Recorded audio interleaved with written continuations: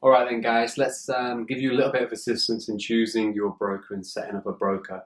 Now, this video is going to be about brokers. I'm going to show you how to set it up. But before I go into all of that, setting up on the Mac, I'm going to go through Admiral Markets. I'm going to go through IG Index. I do not have, just to put it out there, any link with them whatsoever.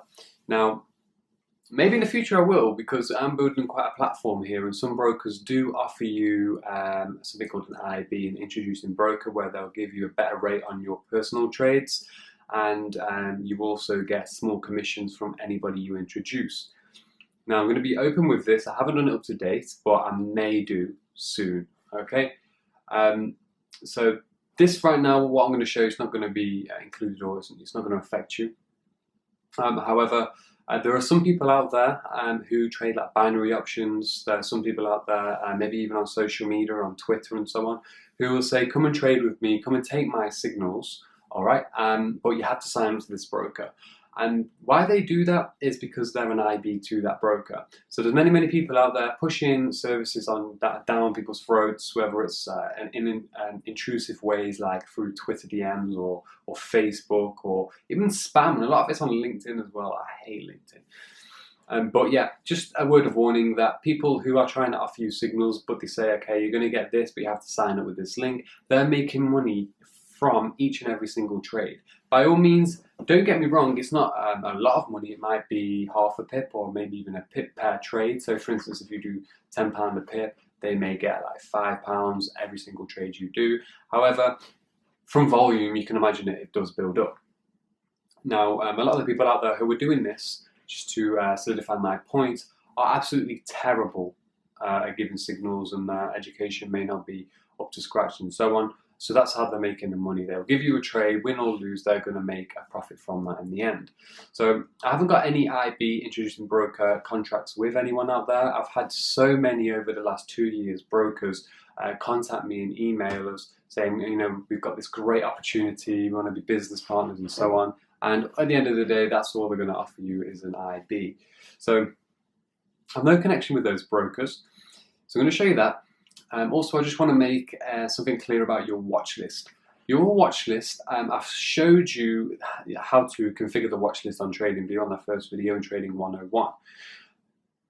Depending on how much experience you have in the market. Now, first of all, if you're new to the market, or if you just played around on the charts before, I do not recommend going into deep on more than 4 or 5 currencies. So we have the Euro USD, we have the pound dollar, we have the Aussie dollar. Euro yen is my preferred favorite. Some people prefer to trade pound yen or USD yen. Just a word of advice, I would only pick one yen pair and just trade that. Because if you start trying to trade all of these yen pairs, the yens can be a little bit volatile. So if you're placing multiple trades on multiple yen pairs, just be careful, because some of the setups will require a slightly larger stop, a wider stop, okay, than some of the standard majors like Euro USD and so on, just because they're a little bit more volatile in the way they move. Now, what else? Yeah, so Euro yen, and maybe a USD CAD or Euro pound. USD CAD and Euro pound are pretty decent to trade. And they're quite easy to analyze as well. So I would recommend those for beginners. Not just beginners actually, but anybody who wants not to have a heart attack with the movement, because the movement on those pairs, Euro Pound and USD CAD, aren't half as volatile and liquid as maybe like GBP USD and sometimes Euro USD, and especially the yen pairs as well. So we want to start small. All right, we don't want to, and I've seen this before, our students come into the office, I was like, okay, cool, what do you like to trade? And they'll pull open MetaTrader. The knowledge is all over the place. The structure is non-existent, and at the bottom of MetaTrader, where all the currencies lie, there'll be 10 or 15 currency pairs. I would say to them, all right, cool. You know, tell me the most recent key level which has been achieved on this pair, which has been hit or broken, or which is bounced from, and you wouldn't have a clue. So before going into some of maybe the exotic currency pairs, I like pound New Zealand, GBP AUD. By all means, it's great to branch out into those afterwards, because sometimes you can find a lot more movement in those pairs when the majors are pretty much dead and maybe in a consolidation range. Spreads are a little higher, don't get me wrong, however they move quite fast. So the aim here is to grab some currency pairs. With your post-mortem analysis, which I'm going to show you at the end, a part of your journaling, okay, you're going to actually, once you've done the trades, once you put the befores and afters together, once you've actually done some live trades perhaps, then you can actually go through your prior trades and see, okay, which currency pairs did you perform great with? Which currency pairs did you not perform not so great with? And ditch the ones that you're not too good at, keep the ones that you're good at.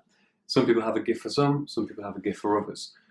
Now, with that being said, you can only really do this by trial and error and experience. That's why I don't recommend you going head first into going all out on all of these currency pairs. Get to know a few, trial and error, let some go, maybe bring some more in, okay? Keep the balance there before moving on and getting serious. So your watch list is going to be important. We don't need loads. We want to, less is more, okay? Play around with them. Make sure you do your befores and afters.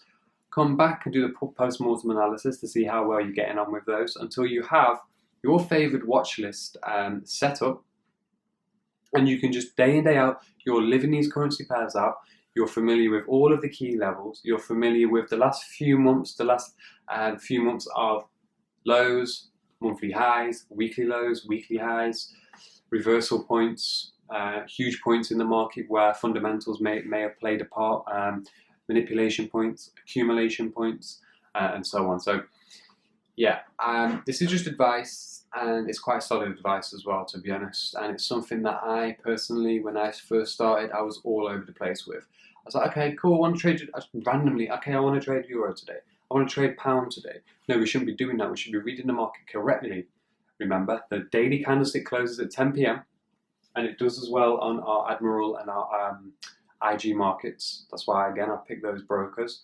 So we can look at TradingView, 10 p.m, look at our watch list. It takes you 5 minutes to just run through to see, okay, is there a potential setup for the day ahead? And then you want to go in and nail that in the morning.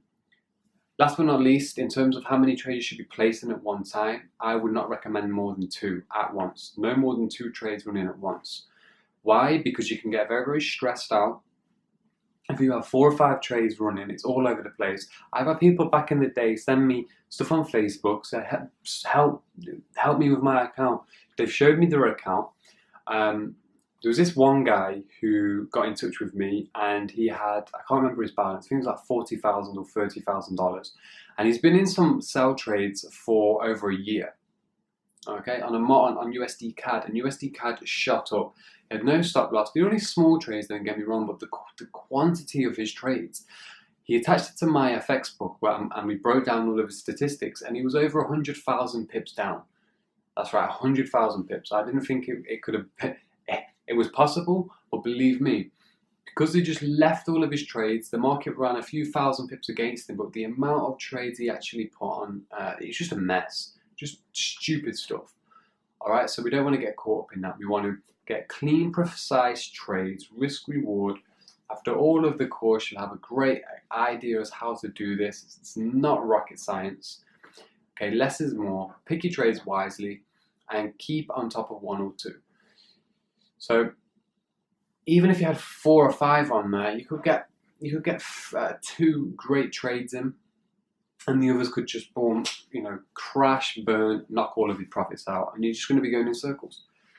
Okay, so we don't want to be stressed out throughout the day, trying to keep an eye on, because trade management as well, which I'm going to go into soon, is a very, very important factor.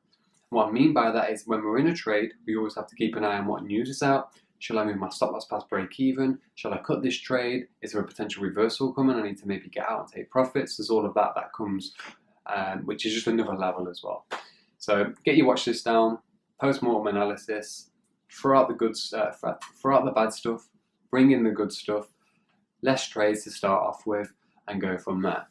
Now what I'm going to do, I'm going to go onto the screencast now, and I'm going to start with abnormal markets, and then I'm going to chop it up into, I'll record my phone and I'll show you how to connect the account to that, and then I'll go onto IG index and I'll show you how to connect and download the app for that as well. So it's completely up to you. If you don't need any of this information in the video, that's completely fine. It's just a guideline for those who are completely fresh and new to the market, because we're trying to cover everything here to get you guys started.